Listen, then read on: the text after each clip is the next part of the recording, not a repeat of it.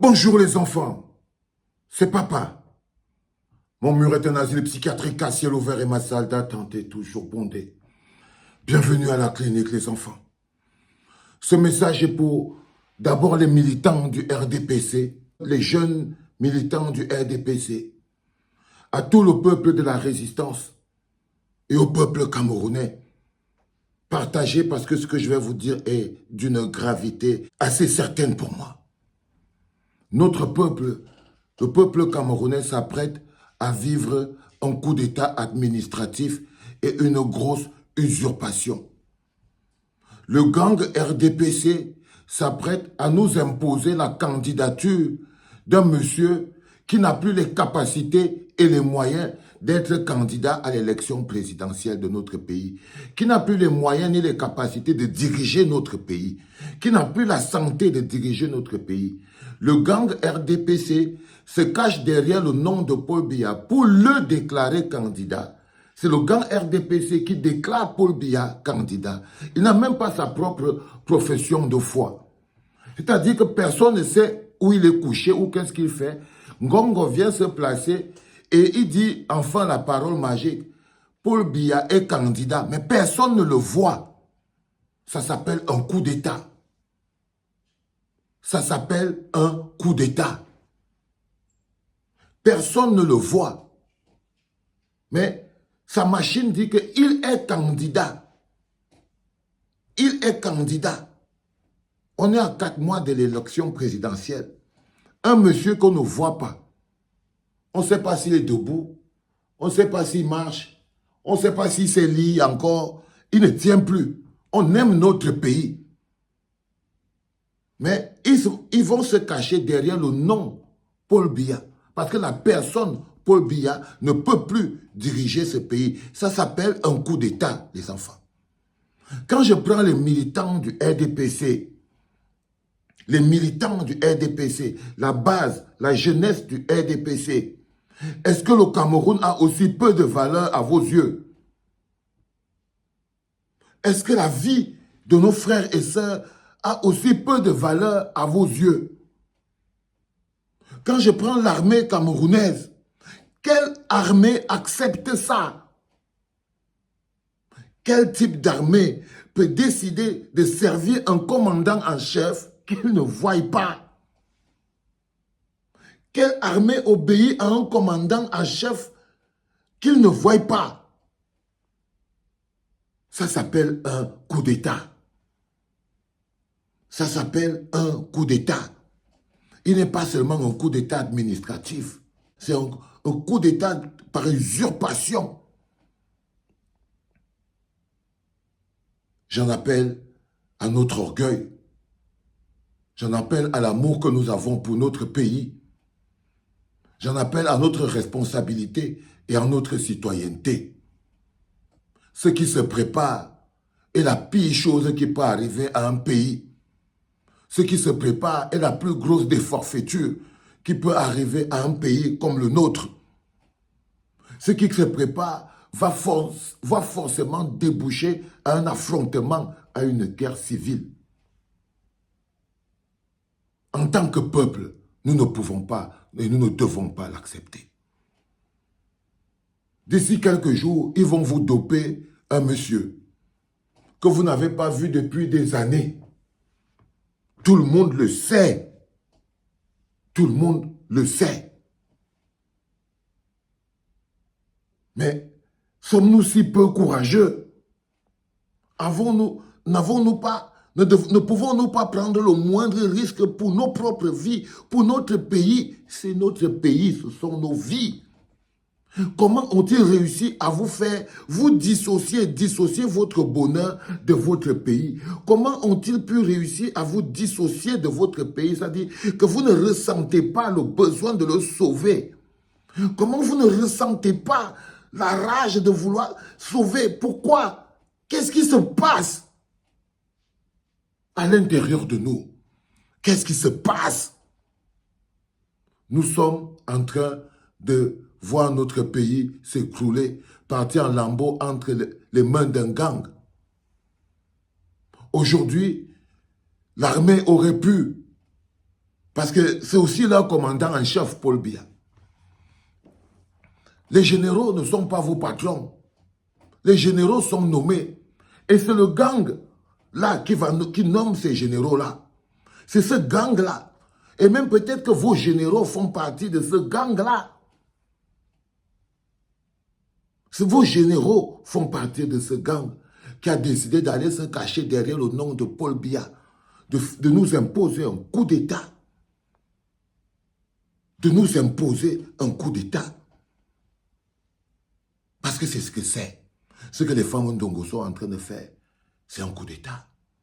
Ce que les Ngongo sont en train de faire, ce que Chantal Biya et les autres, tout ce qui sont, c'est un coup d'État. Il n'y a que le peuple qui peut mettre stop à cette forfaiture. Il n'y a que le peuple qui peut mettre un terme à cette forfaiture. Nous ne pouvons pas l'accepter. Nous ne devons pas. Soyons un peu honnêtes envers nous-mêmes. Nous savons tous ce qui se passe. Nous voyons tous. Nous le sentons. Nous voyons tous ce qui se passe. Mes frères du RDPC, ce pays a-t-il si peu de valeur pour vous?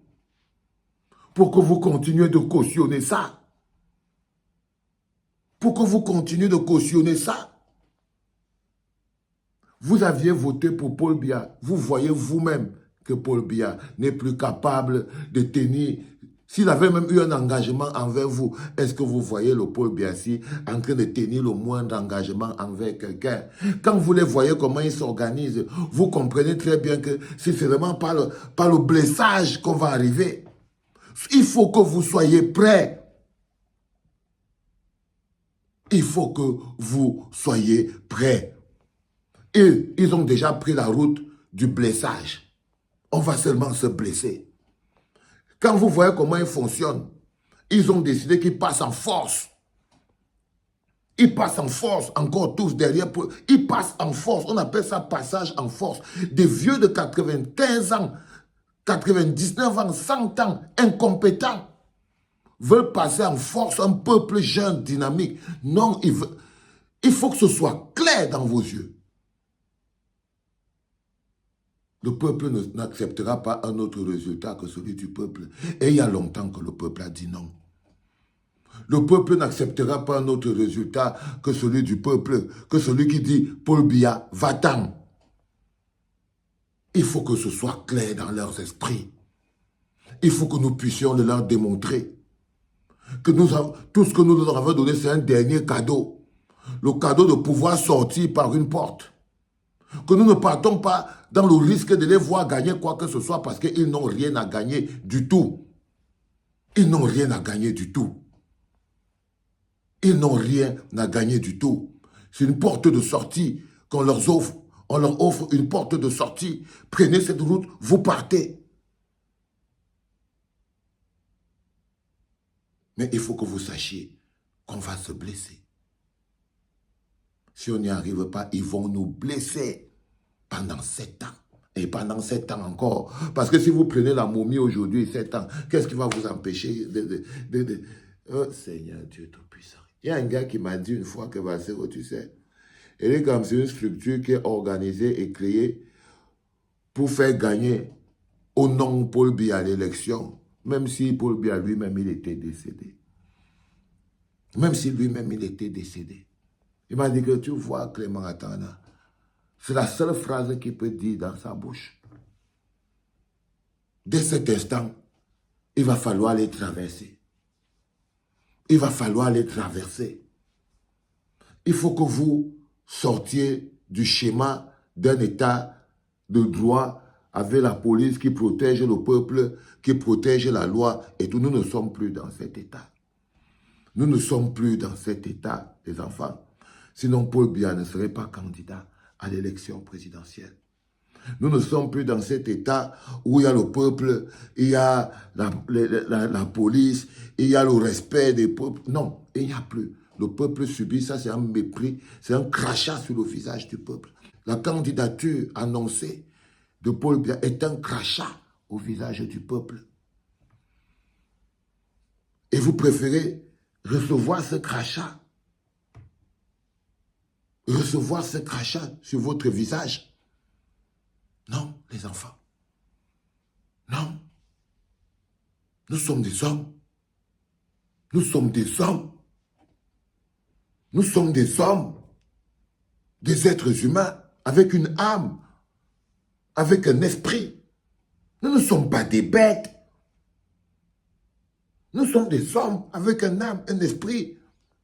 On a un pays qui produit le riz, on n'arrive pas à manger. On n'arrive pas à manger. C'est pas normal. Non, sortez de là. On n'arrive pas à manger. On n'arrive pas à se soigner. 80% de la population vit du choco, de 20% qui est choco. Les enfants, à un moment, votre lutte, vous ne pouvez pas échapper indéfiniment. Nous ne pourrons pas échapper indéfiniment à notre lutte, à cet affrontement. La séparation avec le régime de Paul Biya ne peut se faire que dans la bagarre. Il a décidé, on retiendra de lui l'homme qui s'était accroché au pouvoir jusqu'à sa mort. On retiendra de Paul Biya qu'il était l'homme qui s'était accroché au pouvoir jusqu'à sa mort. Non, ce n'est pas l'homme qui a apporté la démocratie. S'il avait apporté la démocratie, il serait parti depuis. L'homme qui a apporté la démocratie et qui meurt au pouvoir, Seigneur, vous captez ça comment? L'homme qui a apporté la démocratie veut mourir au pouvoir. Ça s'appelle un coup d'État. L'homme qui a apporté la démocratie veut mourir au pouvoir. Ça s'appelle un coup d'État. Aujourd'hui, il est déjà quasiment mort.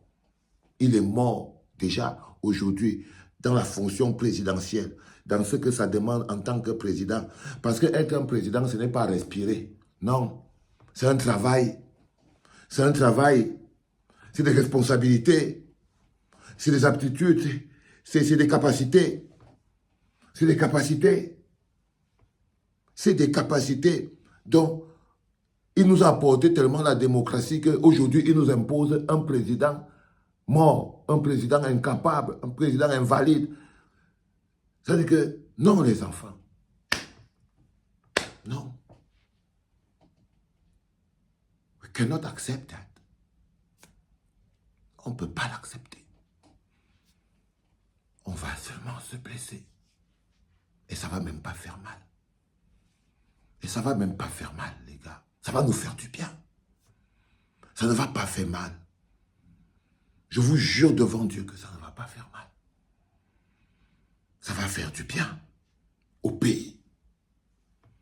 Ça va faire du bien au pays tout entier, globalement. La douleur sera sur notre corps parce que c'est la douleur de nos luttes, mais ça va faire du bien au pays. Et c'est ça qui va nous donner du bien à nous tous. Parce que quand le pays va bien, tout le monde va bien. C'était papa.